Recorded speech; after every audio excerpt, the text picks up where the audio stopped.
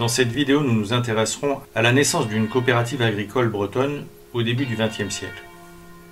Le choix de ce sujet pour illustrer la foi catholique en Bretagne peut surprendre. Mais vous verrez rapidement que le contexte de cette création et les motivations des catholiques qui œuvrèrent à cette construction sont riches d'enseignements pour nous autres, catholiques perplexes de ce début de siècle.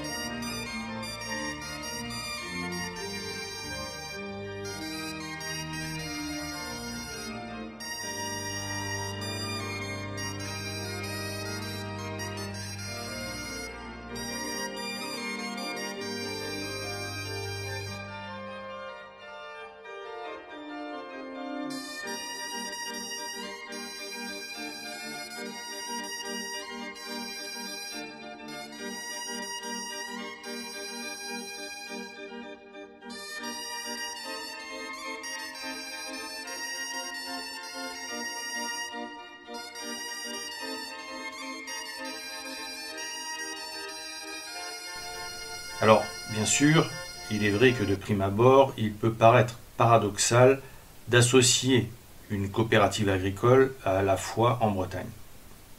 Malbouffe, élevage industriel, maltraitance animale, surproduction, nitrates et marées vertes, pesticides dans l'eau, pollutions diverses et variées, disparition de la biodiversité, abus de pouvoir, complicité avec Big Pharma, Monsanto et compagnie, endettement des petits paysans, maladies professionnelles de leurs salariés. Que ne reproche-t-on pas aujourd'hui aux coopératives agricoles, qui dans bien des esprits sont associées au lobby de l'agroalimentaire, à la destruction de l'agriculture traditionnelle et plus largement à la fin des sociétés rurales catholiques. Globalement, on peut dire qu'elles n'ont pas la cote. Pourtant, il n'en a pas toujours été ainsi. Loin s'en faut.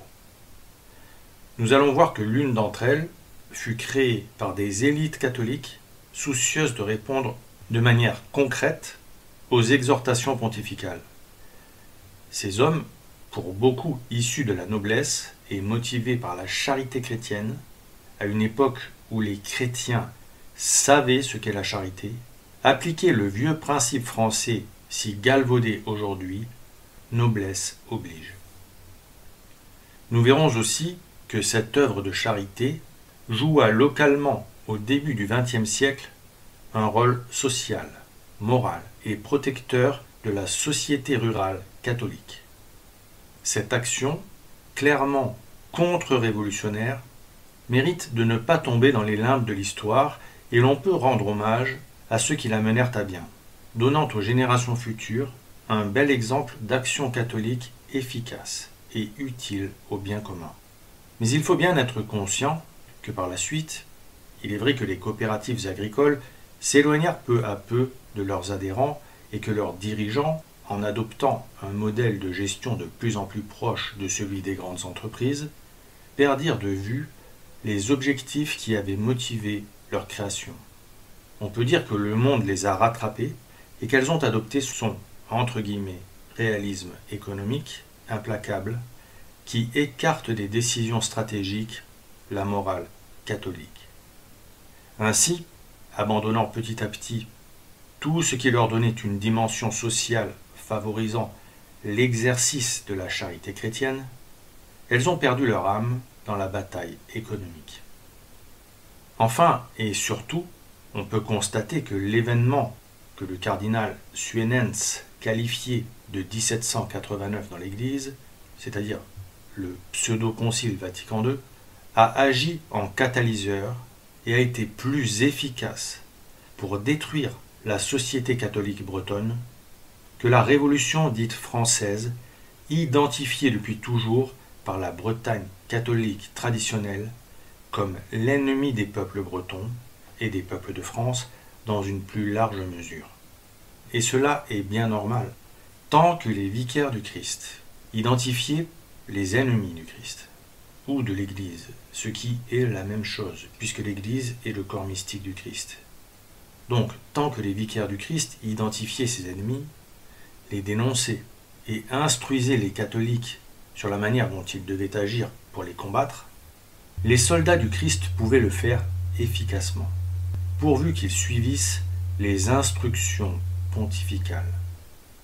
Puis vinrent ceux qui, assis sur la chaire de pierre, prétendirent que l'Église n'avait plus d'ennemis, mais seulement des frères séparés.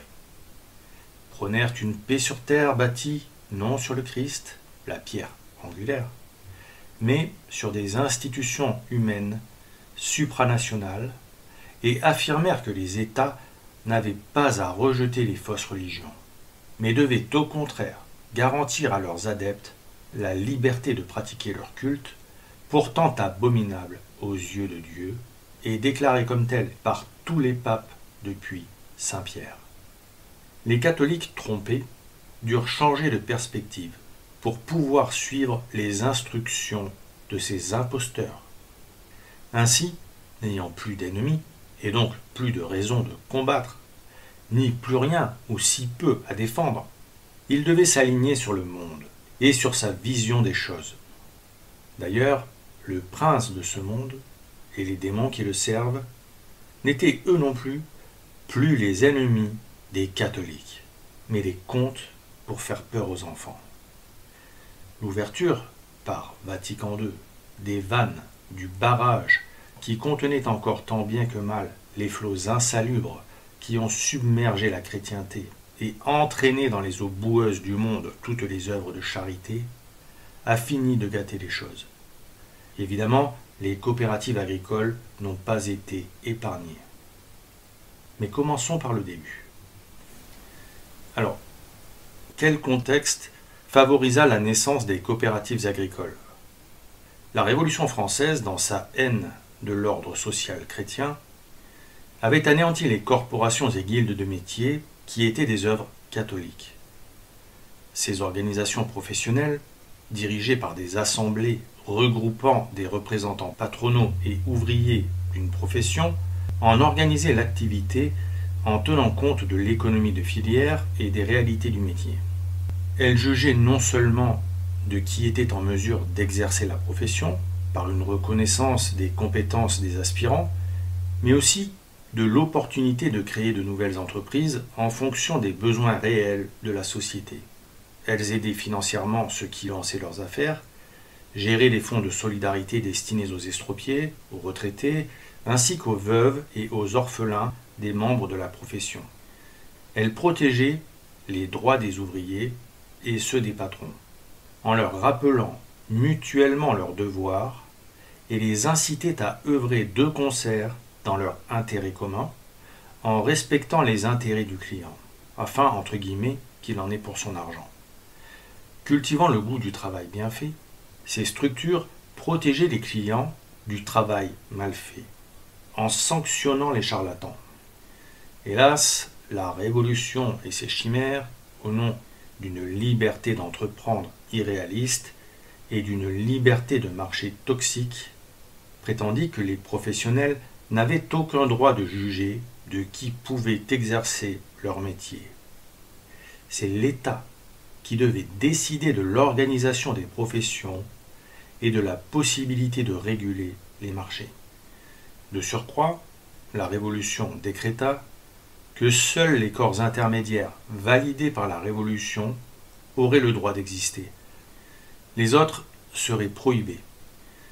Ce ne seraient donc plus les professionnels qui géreraient le fonctionnement de leur filière, puisqu'ils n'auraient plus le droit de se concerter, mais l'État jacobin centralisateur par le biais de ses agents. Ainsi, l'idéologie révolutionnaire, égalitaire et mortifère, déconnectée de toute réalité, niait les besoins pourtant bien réels de corps intermédiaires constitués d'experts animés d'un esprit de charité fraternelle, pour que la société puisse vivre harmonieusement. La loi Le Chapelier, promulguée le 14 juin 1791, interdit en France tout groupement professionnel.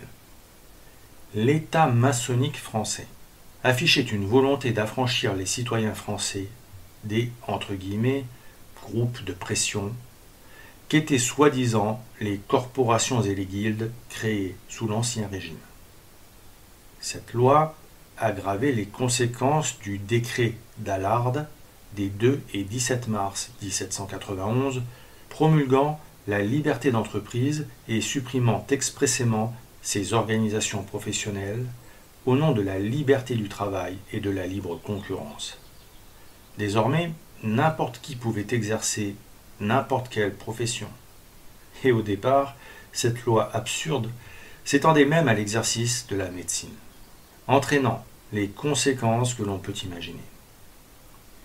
L'un des effets pervers de ces lois, interdisant les associations d'ouvriers, fut d'empêcher toute revendication collective, livrant ainsi les ouvriers à la merci du bon vouloir de leurs employeurs, ignorant de plus en plus les réalités et les difficultés du métier.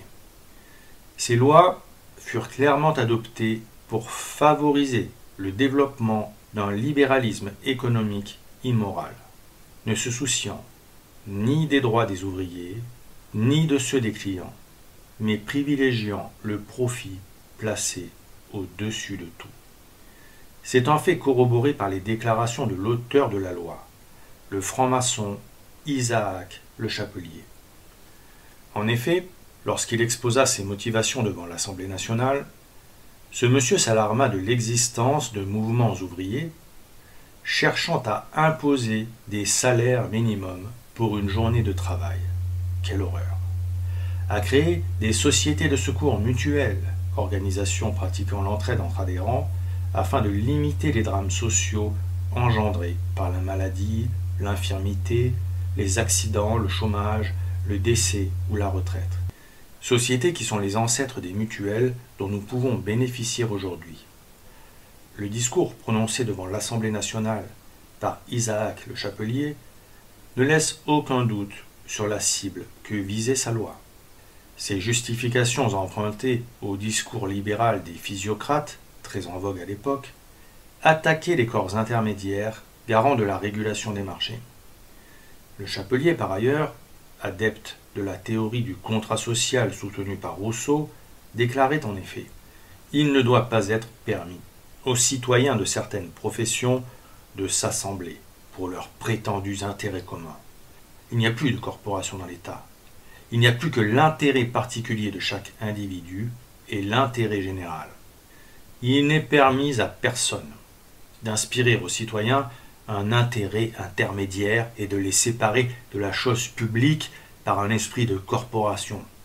Il faut donc remonter au principe que c'est aux conventions libres d'individu à individu à fixer la journée pour chaque ouvrier. Sa loi aberrante proscrivit le régime général d'exercice collectif des métiers ouvriers et détruisit toutes les réglementations sociales particulières, fruit de siècles de négociations et d'écoutes pour arriver à de justes consensus adaptés aux spécificités de chaque profession. En un trait de plume, les privilèges, sagement accordés par l'Ancien Régime pour permettre aux professionnels d'organiser leur profession et d'exercer leur métier de la manière la plus juste pour tous, étaient annulés pour laisser place au vide. L'abolition des privilèges est aujourd'hui enseignée à l'école de la République comme une bonne chose. Et pourtant, au nom de la liberté, elle plongea dans la misère des générations d'ouvriers. Parfaite illustration de la manière d'agir de l'État maçonnique français, qui fait tabula rasa de l'ordre social chrétien pour installer le chaos, d'où doit sortir, selon lui, l'ordre. Elle est aussi la parfaite illustration du solve et coagula des francs-maçons, qui se fichent des conséquences à court terme de leurs actes sur leurs concitoyens non initiés, puisqu'ils déclarent agir au nom d'un intérêt supérieur transcendantal, alors qu'ils agissent pour le diable, consciemment ou pas. Les conséquences de ces lois funestes, qui sévirent pratiquement tout au long du XIXe siècle, furent une dégradation effective des conditions de vie des ouvriers. Mais les paysans ne furent pas épargnés. La vente des produits agricoles, de la viande, du poisson, se faisant au préalable en nom collectif dans les halles, sorte de coopérative publique garantissant un juste prix des denrées alimentaires. Ces collectifs furent eux aussi interdits par la loi Le Chapelier. La dérégulation de ces marchés fut catastrophique pour le monde paysan. Finalement, la loi Le Chapelier fut abrogée en 2 temps. Le 25 mai 1864, la loi Olivier abolit le délit de coalition. Puis, le 21 mars 1884, la loi Waldeck-Rousseau légalisa les syndicats. Or, cet apparent bien cachait un redoutable piège. Il serait très naïf de penser que ceux qui se préparaient à spolier le clergé de ses biens et à lui interdire d'enseigner aux enfants, afin de pouvoir planter dans leurs esprits malléables la graine du naturalisme, tout d'un coup, par bonté d'âme, redonnèrent aux travailleurs la possibilité de se fédérer et de s'organiser pour défendre leurs intérêts. Non, Satan sait ce qu'il fait, et ses soldats agissent selon son inspiration. Mais le ciel met à notre portée des indices pour que nous le comprenions et que nous sachions d'où vient le danger. Prenons par exemple les années de promulgation des lois Olivier et Waldeck-Rousseau, 1864 et 1884. Elles sont assez remarquables pour être soulignées, puisque d'une part, Notre-Dame de la Salette indiqua à la chrétienté qu'en 1864, Lucifer et un grand nombre de démons seraient détachés de l'enfer, libération qui, d'après les révélations de sainte Françoise Romaine, est un signe tangible de châtiment mérité par l'humanité pécheresse, puisque Dieu ne permet que les démons enfermés en enfer, qui sont plus méchants et plus rusés que ceux qui, ordinairement, tentent les hommes, ne soient libérés que pour punir les hommes. Or, la création, l'année 1864, de la première internationale dont les statuts furent rédigés par Karl Marx, l'année où en France les lois sur le délit de coalition s'assouplissaient, n'est certainement pas due au hasard. Cette loi allait permettre au marxisme de se répandre dans les classes ouvrières. Quant à 1884, on peut souligner que c'est au cours de cette année de légalisation des syndicats que sa sainteté le pape Léon XIII eut sa célèbre vision, lors de laquelle il vit les démons libérés de l'enfer se répandre sur la terre et entendit le dialogue entre Satan et notre Seigneur, durant lequel le démon demanda 75 à 100 ans et plus de pouvoir sur les hommes qui se mettraient à son service pour détruire l'Église. Le diable avait un plan, et un mal terrible pour le salut guettait alors les populations ouvrières et rurales, les idées marxistes et le gauchisme, qui allaient pouvoir prendre corps par le biais d'un genre de prédicateurs nouveaux, les syndicalistes laïcards. Le pape Léon XIII ne s'y trompa pas, et dès 1891, par l'encyclique Rerum Novarum, il condamna les faux principes du marxisme et le levain mauvais du communisme qui prêchait la lutte des classes, l'abolition de la propriété privée, qui est un droit naturel de l'homme, et minait les fondations mêmes de la société catholique en répandant l'athéisme. Un certain nombre d'actions catholiques furent alors mises en place pour répondre aux exhortations pontificales et contrer l'avancée du gauchisme intrinsèquement pervers et mauvais.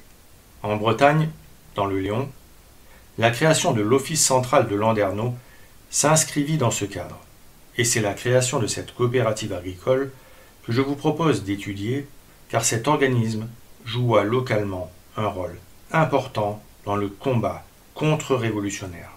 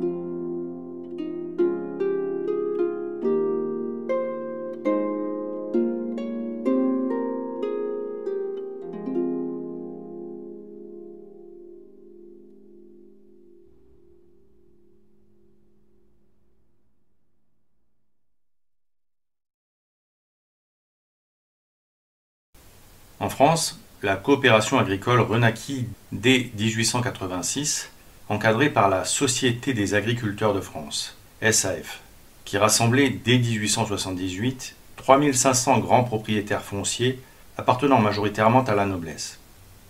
Sous l'impulsion de la SAF, furent en effet créés les premiers syndicats agricoles, que cette organisation parvint à fédérer, pour leur immense majorité, dans l'Union centrale des syndicats agricoles, UCSA, fondée en 1886.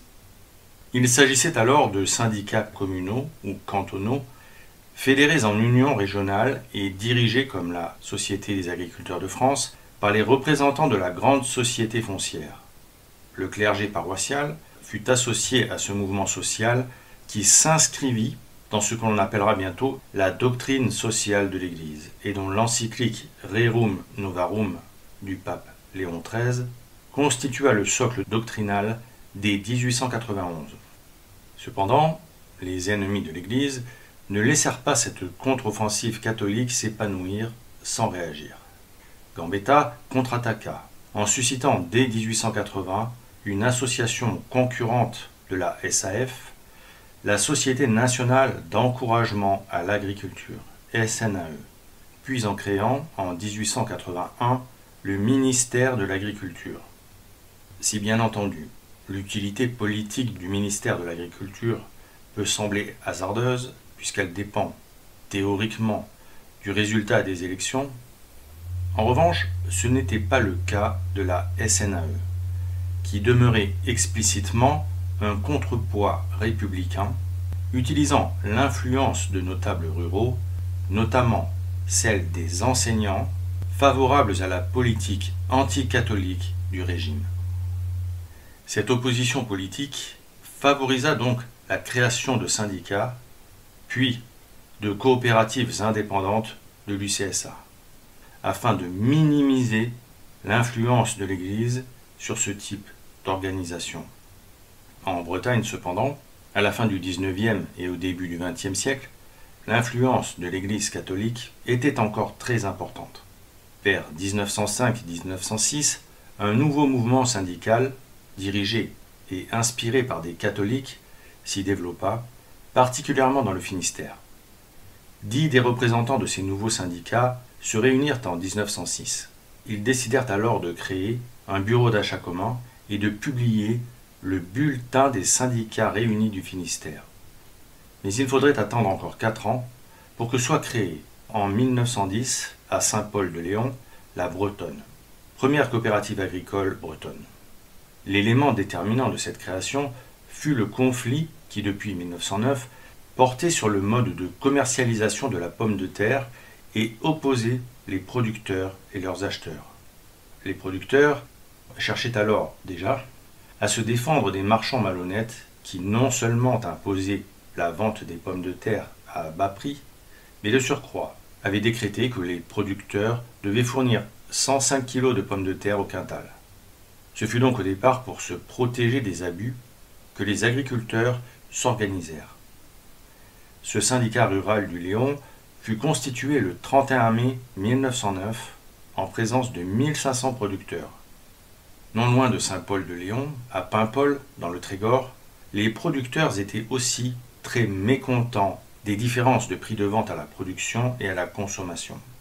Le consommateur payait alors la marchandise 4 fois le prix payé au producteur. Il était temps pour les professionnels, puisque les lois le leur permettaient désormais, de s'organiser et de prendre en main l'avenir de la filière agricole. Il devenait donc nécessaire pour les producteurs de dépasser le stade de l'association afin de disposer de véritables entreprises de négoce. Ce fut dans ce contexte que la première génération de coopératives vit le jour. Elles furent essentiellement créées par la base syndicale, que ce soit sous l'impulsion du courant catholique conservateur ou de celui du courant libéral républicain.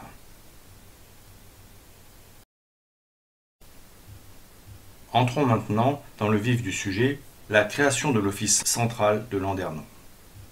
En 1911, la collaboration active des 25 syndicats du Finistère les pousse à fonder, dans la ville de Landerneau, l'Office central des œuvres mutuelles agricoles du Finistère.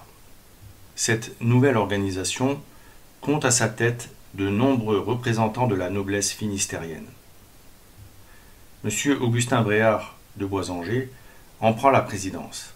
Il est entouré notamment de M. Amédée de Vincelles, parrain de l'Action catholique rurale dans le Finistère, et de M. Hervé Bude de Guébriant, acteur majeur de la création des mutualités bretonnes.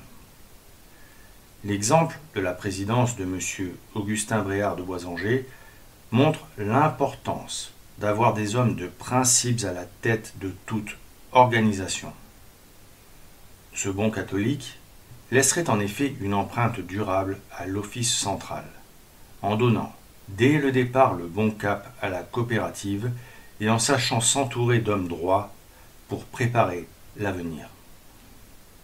Il n'hésite pas à faire appel à toutes les bonnes volontés, sans porter de jugement sur leur vision politique, pourvu bien sûr qu'elles partagent sa foi en l'idéal chrétien. Cela ne veut pas dire qu'il soit libéral, bien au contraire. Il cherche à rassembler les catholiques désireux d'œuvrer concrètement pour la royauté sociale de notre Seigneur Jésus-Christ, en passant outre leurs divisions politiques. Faisant écho aux demandes du défunt pape Léon XIII dans son encyclique Au milieu des sollicitudes, qui incitait les catholiques à s'unir pour lutter contre la Révolution au lieu de se déchirer et d'affaiblir l'Église, qui est le corps mystique du Christ. Il est alors très certainement conscient qu'un corps dont les membres luttent les uns contre les autres est un corps qui ne peut pas lutter contre la maladie qui s'insinue en lui. Car c'est ce qu'avait expliqué sa sainteté Léon XIII aux Français, et c'est ce principe que M. Bréard de Boisanger applique concrètement. Il fédère les catholiques autour d'un projet concret, utile au bien commun. Travailler pour Dieu et pour la France était sa devise. Devise inspirante pour tout Français digne de ce nom. Augustin Bréard de Boisanger était né en 1874, sous le pontificat du grand Pie IX. Encore écolier, il écrivit un jour à sa mère « Je veux faire le bien, et ne pas passer ma vie à rêver de le faire. » À 20 ans, à cause de problèmes de santé, il avait dû renoncer à embrasser la carrière militaire qu'il préparait à Saint-Cyr. Avant de prendre la tête de l'office central, il était secrétaire du syndicat agricole de Daoulas. Il plaça alors l'office central et ses œuvres sous la devise de saint Pie X, pape régnant alors, Instaurare omnia in Christo, signifiant tout restaurer dans le Christ. Cette devise serait inscrite pour un temps dans la grande salle du siège de l'office central pour rappeler à tous les valeurs de la maison. Les hommes qui créèrent cette coopérative voyaient grand. La volonté affichée par l'office central était de fédérer l'ensemble des œuvres syndicales, mutualistes, coopératives et sociales ayant éclos récemment sous l'impulsion d'un catholicisme social très actif dans le Finistère. Les 22 et 23 octobre 1912, le premier congrès des mutualités et des syndicats agricoles du Finistère se tint dans l'immeuble construit pour héberger l'ensemble des activités de l'office central, bâtiment baptisé Antikenta, qui signifie la première maison. Outre sa dimension professionnelle et économique, ce nouvel organisme revendique sans ambiguïté des préoccupations confessionnelles. Il affiche ainsi sa volonté d'œuvrer à la restauration d'un ordre social chrétien dans une logique corporatiste, que résume la devise du pape saint Pie X, tout restaurer dans le Christ. Et c'est pour cette raison qu'elle est affichée dans la grande salle de Tikenta. Bénéficiant de l'appui du clergé, qui, en chair, appelle à créer des syndicats et des caisses d'assurance mutuelle ou de crédit mutuel, l'Office central regroupe, à la veille de la Grande Guerre, 39 syndicats pour 3500 syndiqués et plusieurs dizaines de caisses mutuelles d'assurance. La ville de Landerneau a été choisie pour plusieurs raisons. Située à la jonction des lignes de chemin de fer Quimper-Brest et Brest-Morlaix, au fond de la rade de Brest, au débouché de l'Aria de l'Elorne et commandant le pont qui met en communication le Léon et la Cornouaille, sa situation géographique est idéale pour installer le siège de la coopérative. Cette position stratégique, combinée à son développement industriel ancien, notamment autour de l'industrie du lin, fait de cette ville un des principaux centres de la vie agricole finistérienne. De plus, ce choix judicieux est encore renforcé par les nombreux espaces commerciaux et entrepôts qui y sont disponibles à proximité immédiate du port, de la route et de la gare. Enfin, d'un point de vue politique, le Léon, beaucoup moins touché par la déchristianisation, hélas déjà sensible sur les côtes de Cornouailles, est un bastion conservateur profondément catholique. Ainsi, avec ses 25 syndicats affiliés en 1911, l'Office central devient rapidement un organisme fédérateur qui, malgré sa taille modeste, attire les catholiques issus de la noblesse, désireux de combattre l'influence locale naissante des Rouges et de resserrer les liens avec le clergé dans un contexte post-querelle des inventaires et de la récente spoliation du clergé, de ses biens et de l'enseignement. Le premier anniversaire de l'Office central, en 1912, marqué par l'inauguration officielle de son siège Tikenta, par Monseigneur Duparc, évêque de Quimper, qui bénit le bâtiment, témoigne de la réussite du projet associant noblesse terrienne, haut et bas clergé, autour de la foi catholique et de l'identité bretonne. On peut d'ailleurs noter que la rhétorique monarchiste s'efface alors face aux besoins d'unité catholique du monde rural, menacé par l'intervention de l'État républicain maçonnique qui, après s'en être pris au clergé, s'en prend aux langues mêmes des Bretons, non seulement dans les écoles, mais encore en interdisant les sermons en langue bretonne.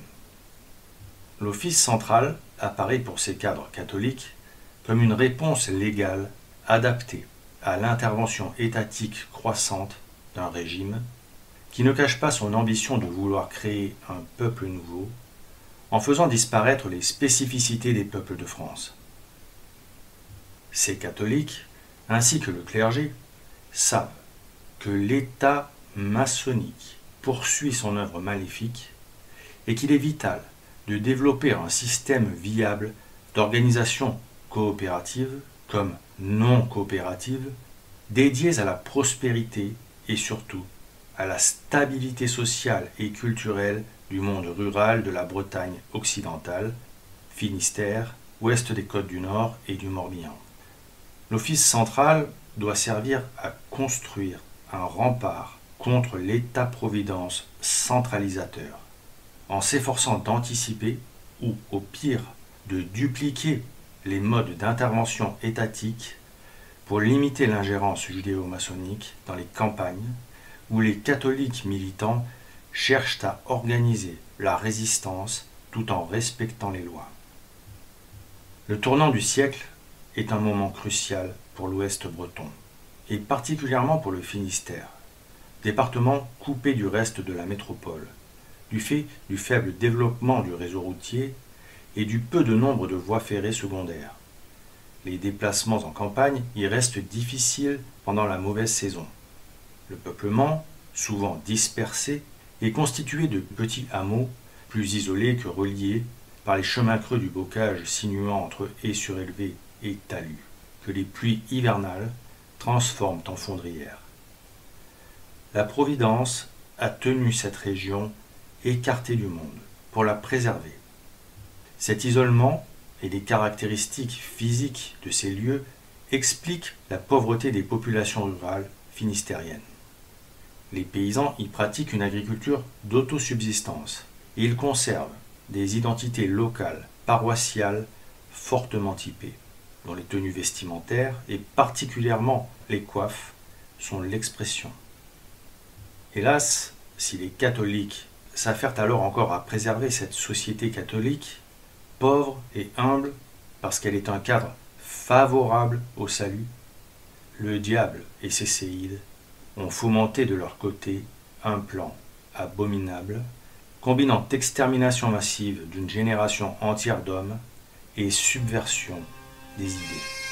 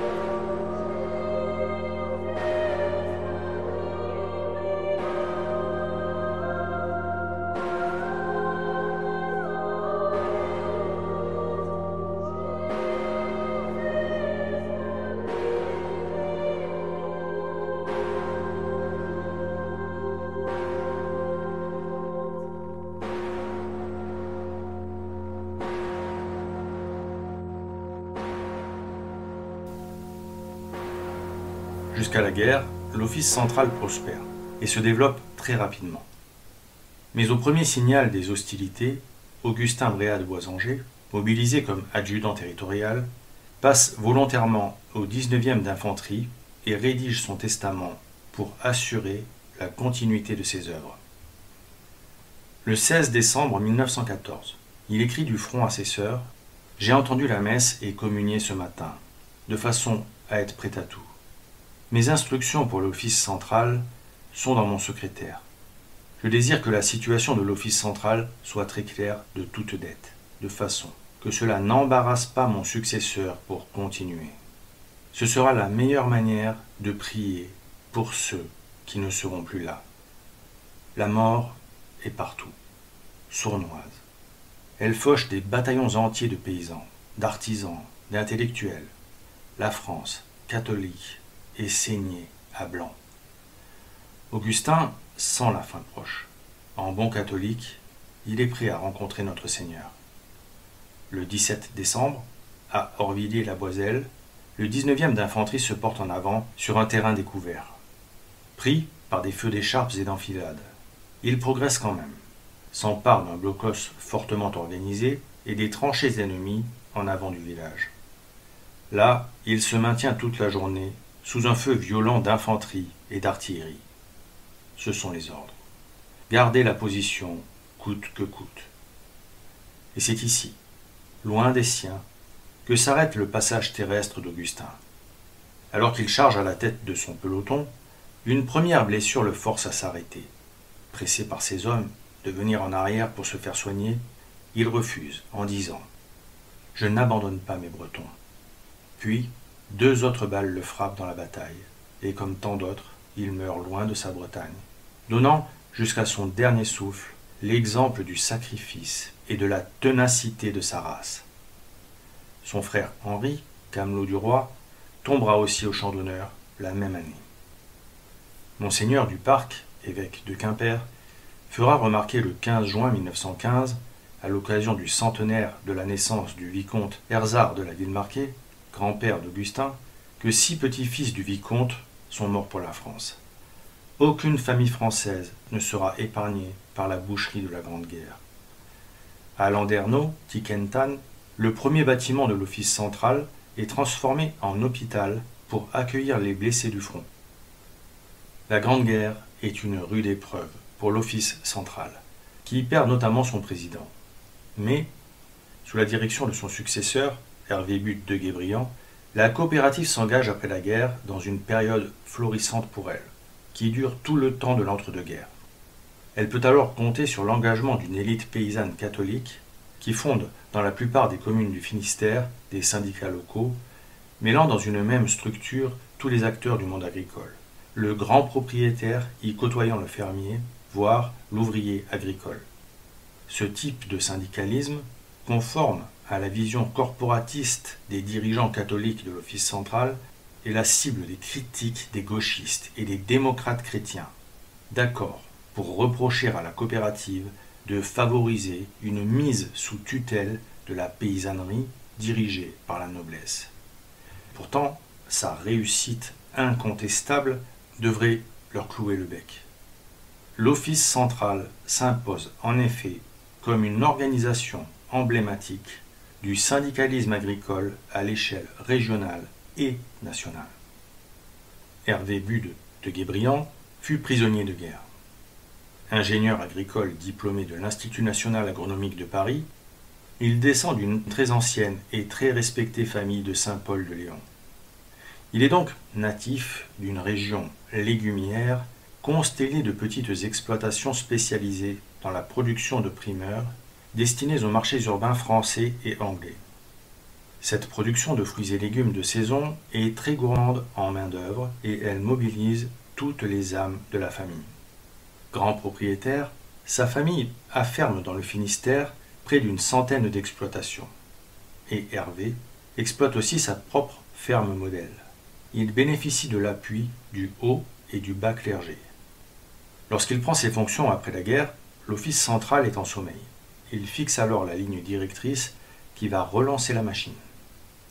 Elle est basée sur 4 axes.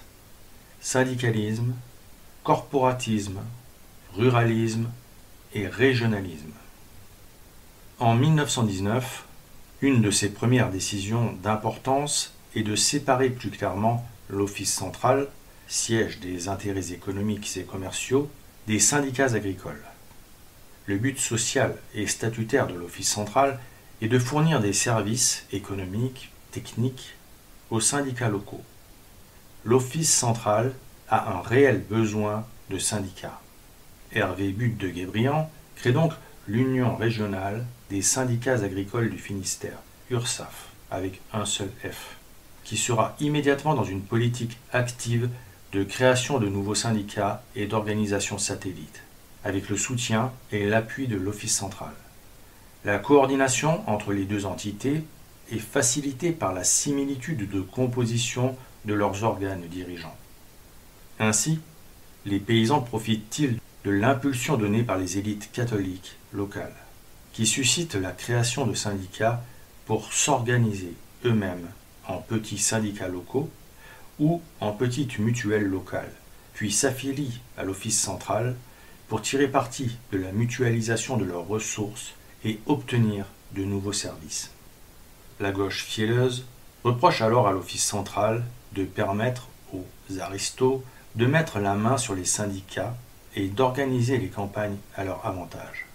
Mais il faut ajouter qu'elle est complètement effacée sur les territoires de l'Office central, dont le succès, durant l'entre-deux-guerres, est fulgurant. Dans le Finistère et les Côtes du Nord, son influence est sans égale, particulièrement dans le Léon, comme en témoignent les chiffres.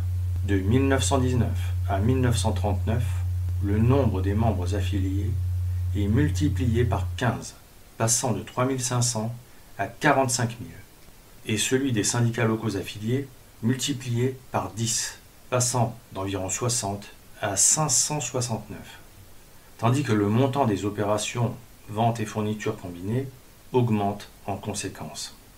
Cette réussite, sous la présidence de M. Butte de Guébriant, est due au développement par l'Office central d'une vaste gamme de services, écoles agricoles, services techniques, mutuelles, caisses de crédit mutuel, sociétés de crédit immobilier, mais aussi à la fourniture des intrants agricoles à coût réduit, ainsi qu'à la collecte de produits de la ferme pour les vendre, mégisseries, coopératives laitières, etc. De plus, il faut souligner que pour bénéficier de ces services, les agriculteurs doivent adhérer exclusivement à l'Office central.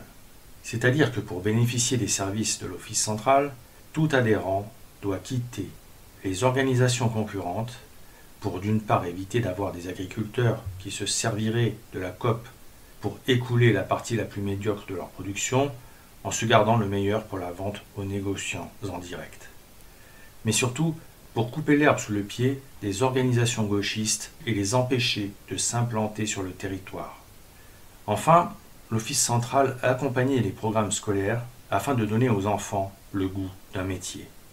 Il contribua également à la création de l'école d'agriculture du niveau à l'Opérette et organisait régulièrement des journées rurales à l'attention des femmes, des ouvriers et des adhérents en vue de les former. Et dès 1927, l'Office central entreprit une action de formation et d'information permanente de ses adhérents. À cette fin, un bulletin bimensuel fut publié, Arvrogos, en français Le Vieux Pays, créé à l'occasion de la fusion des unions syndicales du Finistère et des Côtes du Nord. Il devint le plus important journal syndical de France, dès 1937. Il diffusait les nouvelles lois ou circulaires administratives concernant l'agriculture et toute l'actualité économique et sociale. Son successeur, après la Libération, est le journal Paysan breton.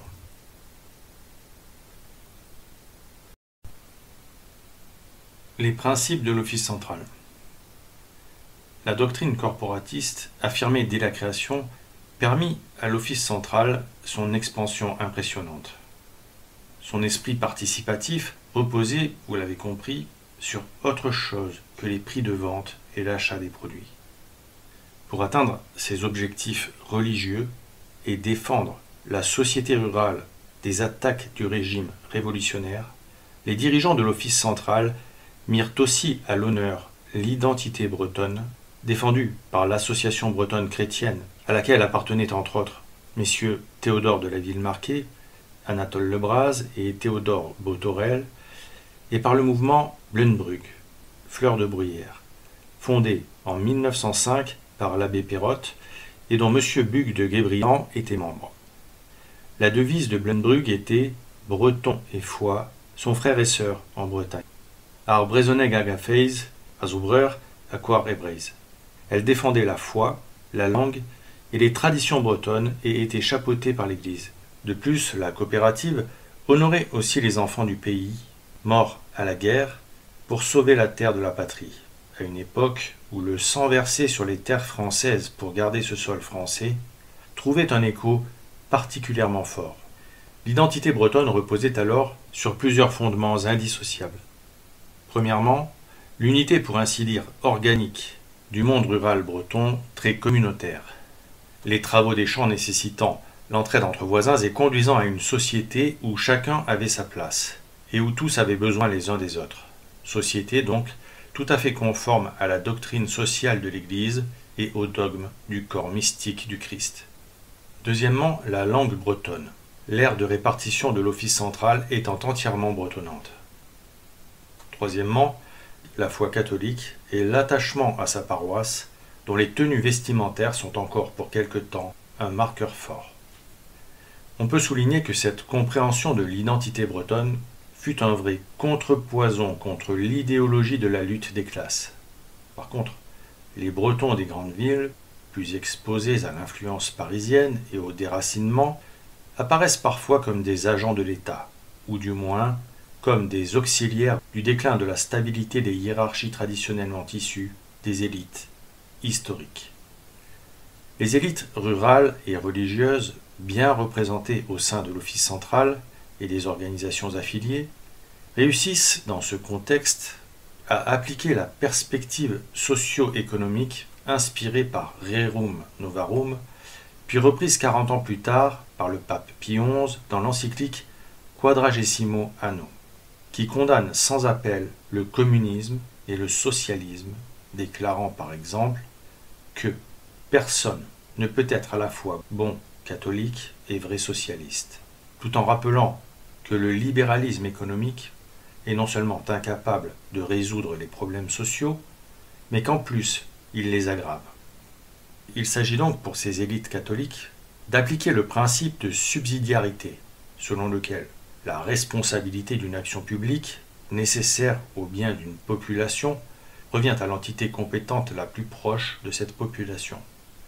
Cette proximité permet à la population impactée de bénéficier de mesures adaptées à sa situation, la consultation étant facilitée.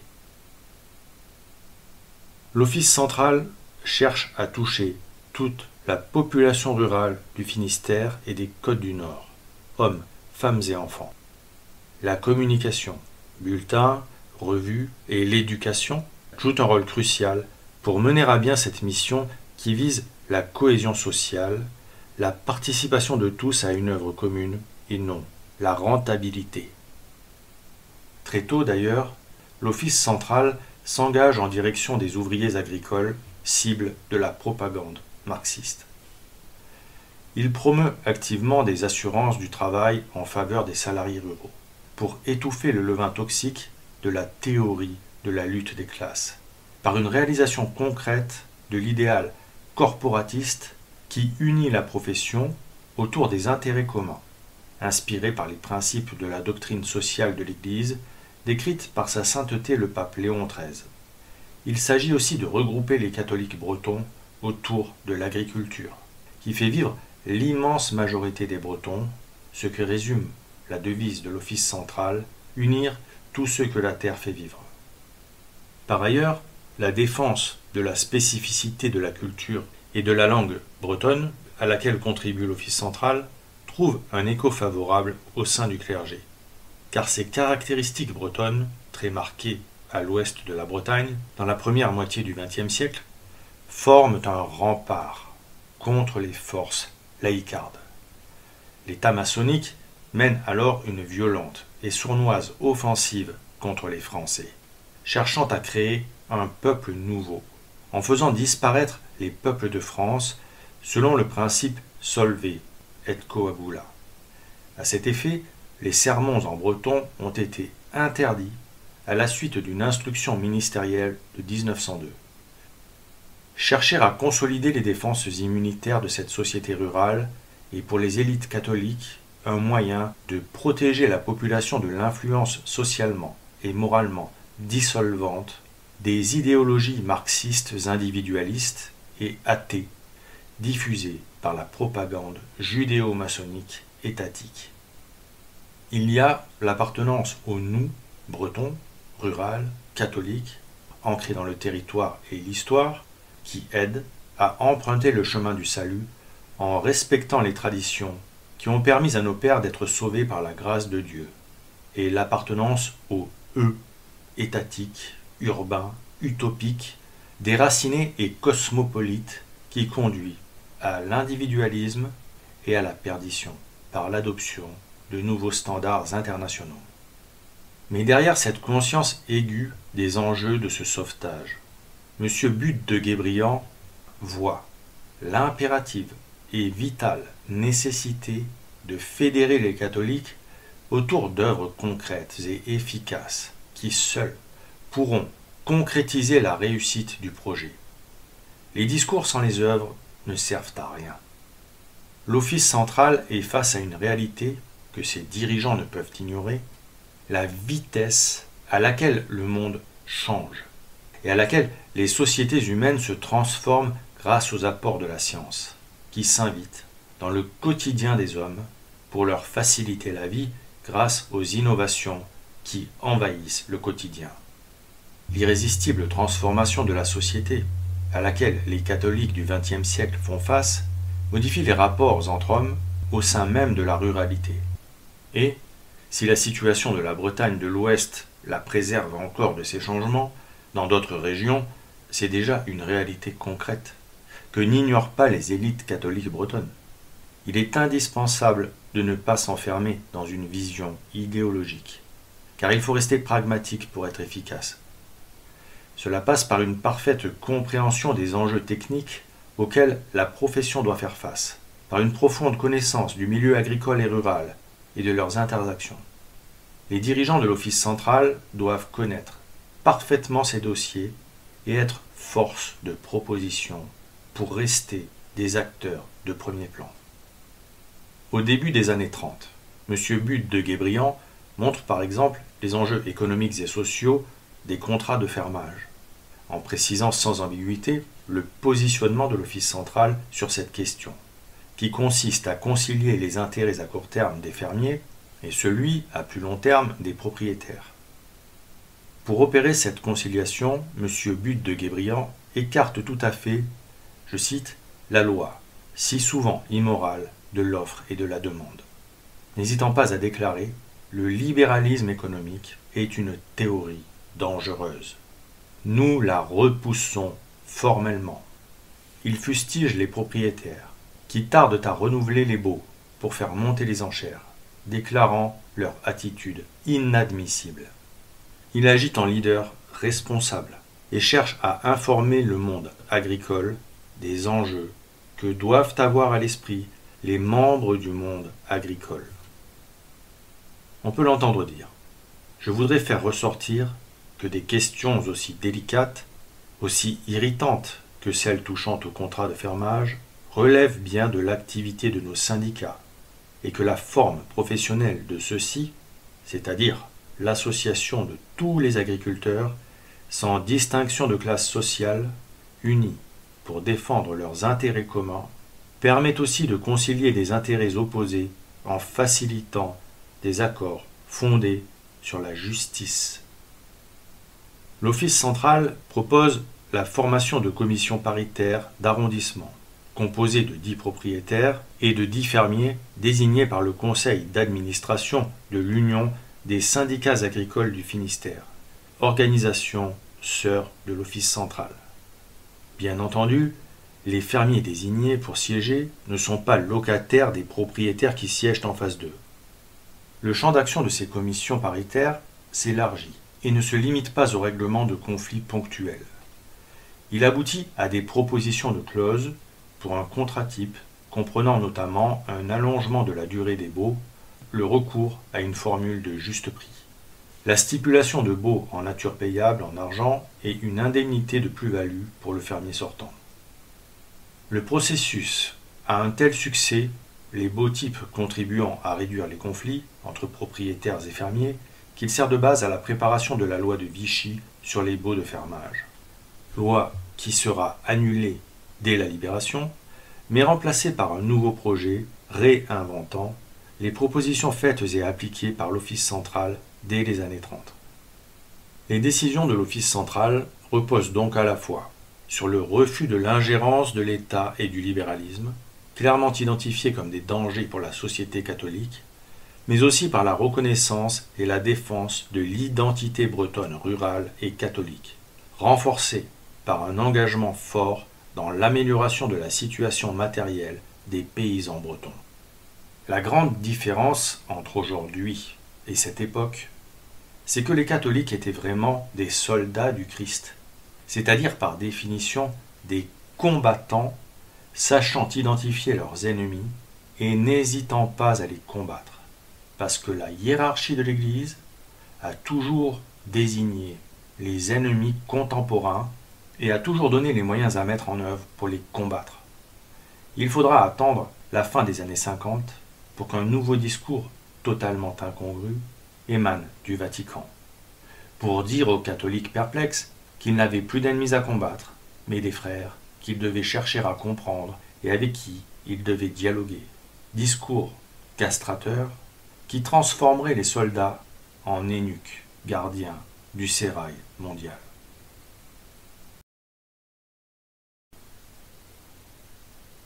Le succès apporte son lot de dilemmes.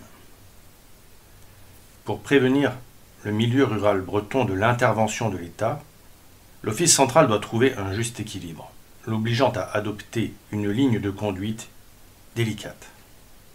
Il doit offrir aux membres de ces organisations les mêmes promesses de progrès économiques et sociaux qui font l'actualité et auxquelles ces derniers aspirent, tout en préservant l'identité catholique bretonne.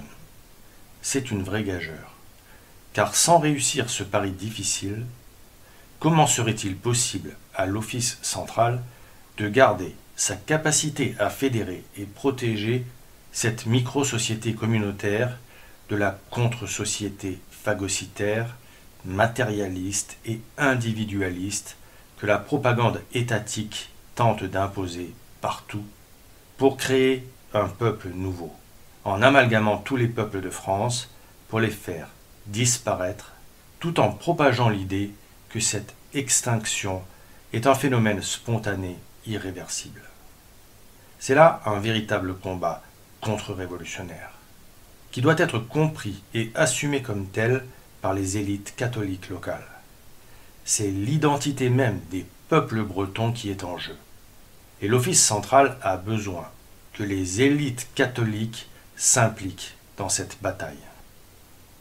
C'est ce que M. Bud de Guébriant leur demande en substance en 1922 lorsqu'il déclare « Quant à ceux qui, disposant de plus de temps, plus ou moins libérés des soucis matériels de l'existence, peuvent donner davantage, ils n'ont pas le droit, je n'hésite pas à le dire, de se désintéresser des choses de la profession dont ils vivent ou de s'en occuper pour leur seul profit personnel. » Pour lui, ces élites doivent aussi éviter le piège des batailles idéologiques, qui naissent principalement de la compétition électorale et portent la division dans le corps mystique du Christ.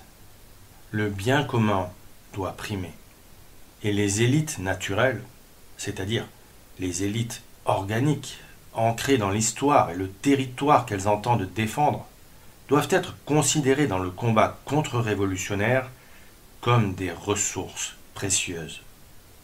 Leurs origines locales permettent de savoir qui elles sont, de mesurer leur engagement et leur valeur réelle grâce au témoignage de leurs actes dans les écoles, les associations et les mouvements catholiques locaux où elles sont passées.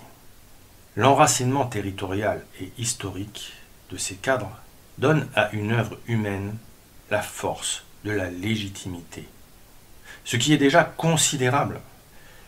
Mais obtenir des pouvoirs réglementaires de la part d'un État scélérat est toujours un exercice périlleux, qui peut vite tourner au pacte avec le diable.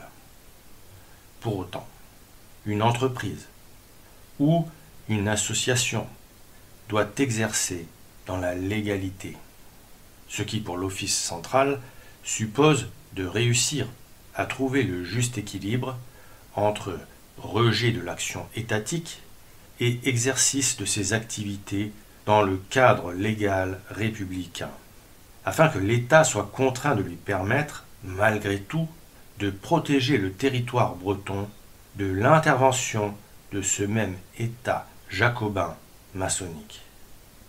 Or, comment forcer la main de cet ennemi déclaré, engagé dans la destruction méthodique des anciennes sociétés régionales, et l'obliger à appuyer une action qui va à l'encontre du but qu'il recherche? M. Bude de Guébriant opte pour la solution qui lui semble la plus évidente: opposer à cet état scélérat la seule force qu'il comprenne, parce qu'elle l'effraie, la force du nombre. Or, pour rallier le nombre, sans user de démagogie ou sans flatter les passions mauvaises des hommes, il n'y a qu'une solution: la justesse et la qualité de ce que l'on propose. Dans cet exercice difficile, l'excellence est la seule solution. L'histoire même du christianisme nous l'enseigne. Ainsi, les prestations techniques, économiques et sociales proposées par l'Office central conditionnent-elles directement la réussite globale du projet de défense de la société catholique bretonne? Il faut être compétent, performant et répondre aux attentes de modernisation du monde paysan, tout en combattant les effets pervers de cette modernisation qui pousse à l'individualisme et à la déchristianisation par la perte des repères identitaires communautaires et donc à la perte des valeurs communes qui cimentent la société, en déracinant les peuples pour les fondre en un seul peuple apatride, vivant de la même manière d'un bout à l'autre de l'Hexagone. Les cadres de l'Office central savent que la coopérative doit impérativement développer ses propres leviers de modernisation pour garder le contrôle. Les syndicats et coopératives affiliés ou suscités par l'Office central présentent l'avantage d'être présents au plus près des exploitations et sont en bonne position pour fournir outils, semences et engrais au meilleur coût, sans encourager la survente, puisque telle n'est pas leur raison d'être, étant là, bien au contraire, pour aider le milieu catholique rural breton à perdurer dans un pays qui veut en finir avec lui et le voir disparaître. Cette proximité et ce contact avec la base est un élément clé de la réussite. Bien sûr, en offrant ses produits au meilleur prix, grâce à sa capacité d'achat et à ses faibles marges, le réseau de l'Office central suscite la colère des intermédiaires.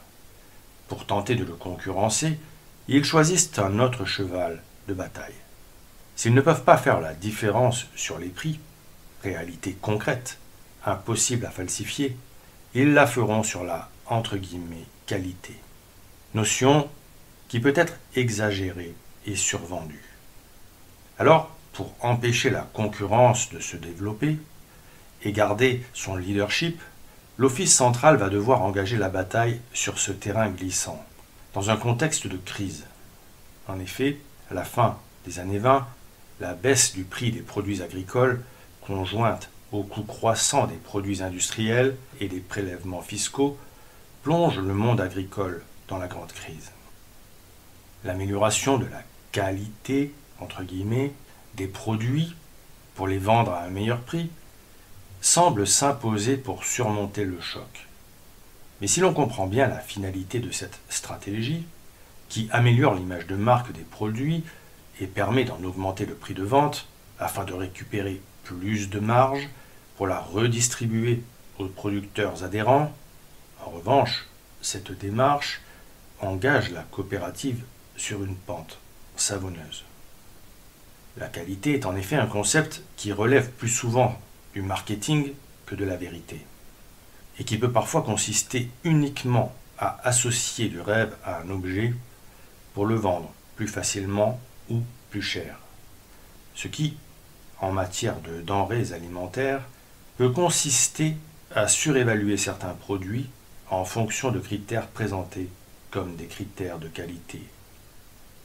Le revers de la médaille, c'est que dans le même temps, présenter certains critères comme critères de qualité entraîne de facto une dépréciation des produits ne répondant pas à ces critères. Ce qui peut vite être non seulement aberrant, mais surtout immoral, lorsque la dépréciation d'aliments est basée sur la taille, la forme ou l'aspect des denrées, arbitrairement déclassées, tandis que d'autres sont surcotées parce que leurs caractéristiques répondent au cahier des charges de l'industrie agroalimentaire. Ce choix donc de produire de la qualité, avec tous les bémols que l'on peut associer à ce mot dans le contexte de la vente, va par ailleurs pousser la coopérative non plus à conseiller, mais quand il s'agit de fournir l'industrie agroalimentaire, à préconiser et à indiquer aux agriculteurs ce qu'ils devront faire pour obtenir l'amélioration de leur production selon les critères déterminés par la coopérative. Se calquant ainsi sur les méthodes des chambres d'agriculture créées en 1924 et qui sont la réponse de l'État jacobin aux velléités corporatistes des catholiques, à qui la Troisième République impose ce corps intermédiaire pour représenter le monde agricole.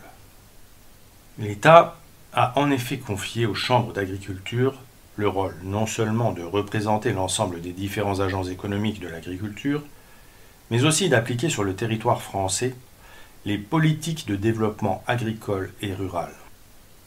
La démarche qualité de l'Office central, si elle semble s'imposer, implique tout de même l'adoption d'une politique potentiellement contraire aux objectifs moraux que s'était initialement fixé la coopérative. Premièrement, parce qu'en dehors de toute considération éthique, une démarche d'amélioration de la qualité, quels que soient les critères définissant cette politique, entraînera vraisemblablement des effets clivants au sein de la paysannerie, en séparant les producteurs les plus capables de répondre à cette démarche, qui sont parfois tout simplement les mieux dotés en sol ou en matériel, des moins capables de répondre à cette démarche, qui, hélas, souvent sont les plus pauvres. Le risque de diviser est donc réel, alors que l'objectif initial de l'Office central était de rassembler pour résister ensemble. Deuxièmement, pour devenir un acteur qui pèse sur le marché, c'est-à-dire un fournisseur fiable, capable d'alimenter l'industrie agroalimentaire. Il faut être capable de satisfaire la demande de manière régulière et stable. Pour une coopérative, cela signifie que stratégiquement, il faille donner la priorité aux productions destinées au marché, ce qui implique de se concentrer sur ces productions et donc, par ricochet, de faire passer au second plan, voire d'oublier, les productions destinées à l'autoconsommation. Il faut par exemple travailler sur la génétique des légumes, pour avoir des variétés qui maturent de manière homogène, pour simplifier la récolte en la mécanisant. Il faut aussi se focaliser sur les variétés de plantes ou d'animaux à fort rendement, ce qui, dans les deux cas, va conduire à abandonner les variétés locales rustiques, adaptées au terroir, ce qui est aux antipodes de l'idée de préserver une contre-société traditionnelle aussi autonome que possible. Mais à ce moment, il est difficile d'imaginer où cette course au rendement et à la mécanisation va mener la société rurale. Nous sommes dans un contexte de crise et il faut agir pour ne pas laisser les coudées franches aux organisations marxistes. De plus, La crise économique mondiale a considérablement affaibli le crédit agricole mutuel libre, développé par l'Office central, et l'État n'aide pas ces établissements de crédit, mais renforce au contraire son contrôle en légiférant sous couvert d'homogénéiser les pratiques de crédit. La crise affecte d'ailleurs directement M. Bud de Guébriant, qui s'est porté caution sur ses deniers personnels pour plusieurs caisses de crédit agricole libre. Il a agi dans l'intérêt général, sans reconnaissance de la part de l'État, plus que jamais identifié comme l'ennemi avec un E majuscule. L'État, en effet, en ces temps de crise, refuse d'aider les caisses libres et renforce le crédit agricole officiel créé avec la réforme de 1920 par les décrets qui suivent la crise. Mais l'hostilité de l'État maçonnique français envers les peuples de France contribue à la naissance d'une réaction paysanne, musclée, entraînant la création des comités de défense paysanne, rapidement surnommés les chemises vertes de Dorgère, en référence à la couleur des chemises de leurs milices. Au tout début de leur existence, M. Bud de Guébriant et l'Office central soutiennent ce mouvement, qui s'illustrera par ses actions viriles contre les saisies des biens des paysans et une opposition farouche aux idéologies gauchistes et à l'État judéo-maçonnique.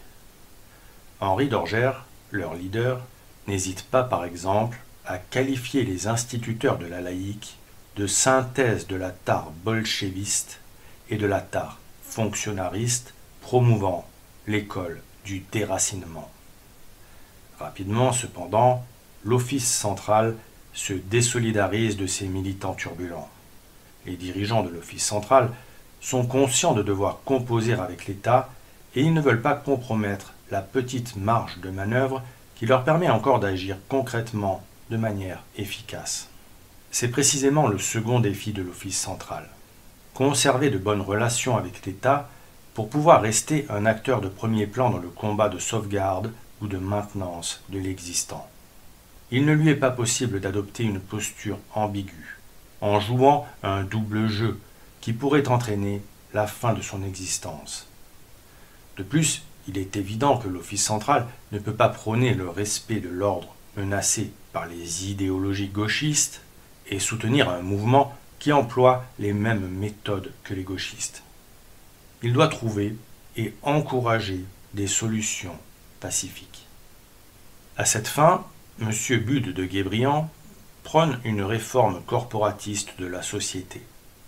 À la veille de la Seconde Guerre mondiale, il milite pour que l'État délègue aux corporations la gestion sociale et économique, ainsi que la régulation de leur profession, et pour que l'État se contente d'adopter un rôle d'arbitre entre les différents acteurs des filières.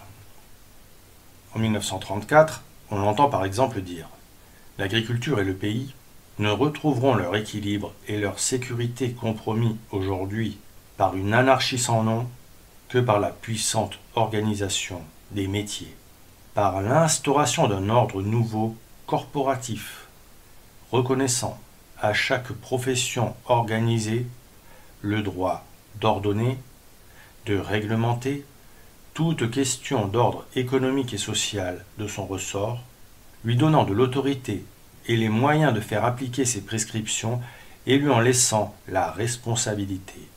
Puis, pour toute question de même ordre, mais touchant cette fois à l'activité de plusieurs professions, encourageant et consacrant légalement les accords, les conventions passées entre les représentants qualifiés des intérêts en cause.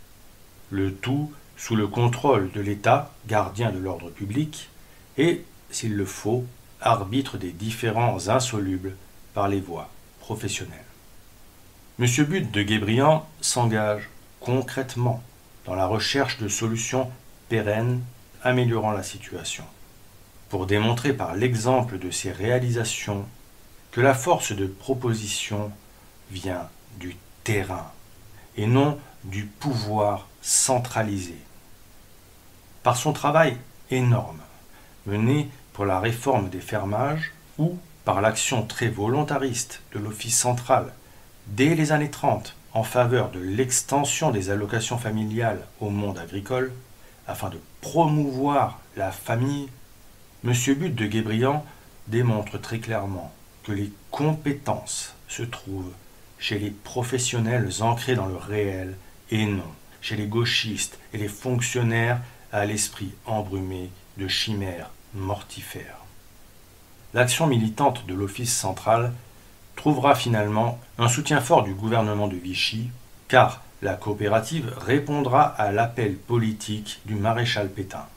Le 22 janvier 1941, Hervé But de Guébriant sera même nommé par le gouvernement de Vichy président de la Commission nationale d'organisation de la corporation agricole. Ainsi, le projet de corporation paysanne pourra se réaliser, mais hélas, dans des conditions qui par la suite lui seront fatales, en l'associant dans l'esprit des masses à la collaboration, à la défaite et au reste. D'ailleurs, l'Office central subit un fort contre-coup à l'issue de la guerre, dont le syndicalisme agricole de gauche sort renforcé.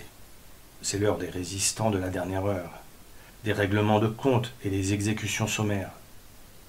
Monsieur But de Guébriant est emprisonné en novembre 1944 pour collaboration. L'Office central, quant à lui, est placé sous tutelle parisienne.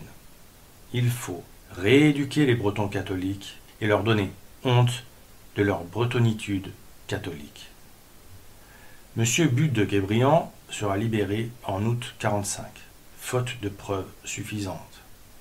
Et on assistera à la résilience de l'Office central qui reconquérera la plupart de ses positions entre 1947 et 1949, quand le communisme assassin montrera toute sa malfaisance en France avec le paroxysme des grèves insurrectionnelles de 1947. En guise de conclusion, quelques mots sur ce qui est devenu l'Office central après la guerre. En 1944, le syndicat CFTC s'est implanté à l'Office central, alors sous tutelle parisienne. Or, si lors de sa création ce syndicat se référait à la doctrine sociale de l'Église, rapidement il fut infecté par les idées marxistes et en son sein, partisans de la lutte des classes et partisans de la doctrine sociale de l'Église s'opposèrent jusqu'à la scission de 1966, quand 70% des élus CFTC formèrent la CFDT, tandis que 30% seulement d'entre eux déclaraient encore être attachés à la doctrine sociale de l'Église et restèrent CFTC. On peut noter qu'en 1950, le nouveau règlement intérieur de l'Office central stipule que les femmes mariées ne peuvent pas être embauchées. Selon les valeurs encore traditionnellement admises à cette époque dans le Léon, une femme mariée ne doit travailler que lorsque le salaire du chef de famille n'est pas suffisant pour subvenir aux besoins du foyer.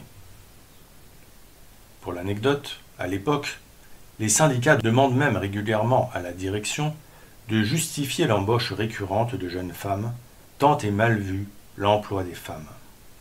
Et la direction doit expliquer qu'il n'y a pas d'hommes qui postulent au poste de sténodactylo ou de secrétaire. Le DRH de l'Office central souhaite introduire une clause sur la rupture automatique du contrat de travail pour les femmes au bout d'1 an de mariage. Il ne cherche qu'à officialiser l'usage en vigueur. Cependant, une femme mariée, originaire d'une autre région, refuse de quitter son emploi.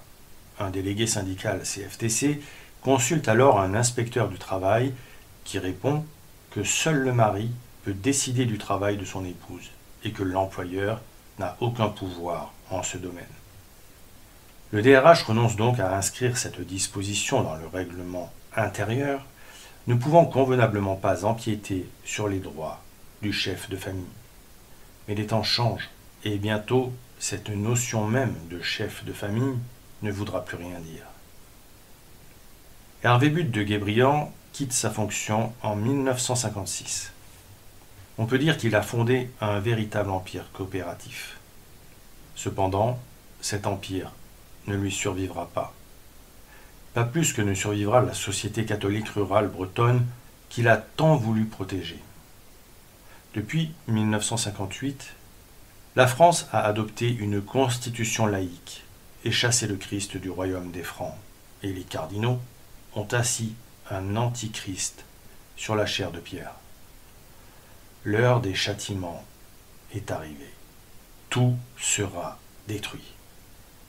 Et en effet, au sortir de la guerre, il y avait 145 millions de parcelles en France, ayant une taille moyenne de 0,33 hectares. La France, d'une manière générale, et particulièrement la Bretagne, est un vaste bocage constellé de petites parcelles, pour la plupart inaccessibles aux engins agricoles. Bordées de haies constituées d'essences d'arbres et d'arbustes variés, on y trouve un grand nombre de pâtures, prairies naturelles et dont les talus abritent framboises, mûres, noisettes, sans parler des petits bois de châtaigniers. Les ruisseaux et rivières regorgent de poissons. Le gibier abonde. Les terres sont bénies tous les ans lors d'érogations. Tout cela va disparaître, consciencieusement détruit au nom, paraît-il, du rendement. La somme allouée au remembrement par le ministère de l'Agriculture s'élevait à 62,9 millions de nouveaux francs en 1959 et à 111 millions en 1960, soit environ le double.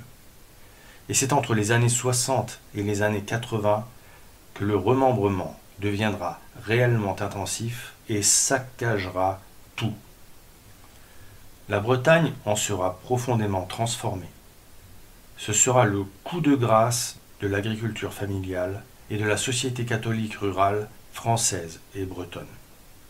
L'œuvre des catholiques qui ont construit l'Office central va elle aussi se disloquer. Dès 1960, les différentes branches séparées de l'Office central engendrent des groupes bancaires et d'assurances mutuelles puissants, dont le Crédit Mutuel de Bretagne, CMB, Groupama et la Mutualité Sociale Agricole, MSA. En 1966, l'Office central n'est plus vraiment, puisque l'entité regroupant ces activités agricoles change même de nom et devient Copagri Bretagne, qui deviendra par la suite Triscalia en 2011, puis Eureden en 2018, à la suite de regroupements avec d'autres coopératives agricoles. Vous êtes jaune et desséché, pourquoi madame la colline? Vous êtes jaune et desséché, pourquoi madame la colline? Mes racines on a arraché, je n'ai plus d'eau dans la poitrine, et l'eau s'enfuit, s'enfuit, s'enfuit, dans les prairies l'herbe était si belle, et l'eau s'enfuit, s'enfuit, s'enfuit, j'entends taper le seau sur le fond du puits. Dans les cellules de mes talus, la terre reste prisonnière. Dans les cellules de mes talus, la terre reste prisonnière. Aujourd'hui sur la roche nue, les troupeaux vont dans la poussière. Et l'eau s'enfuit, s'enfuit, s'enfuit. Dans les prairies, l'herbe était si belle.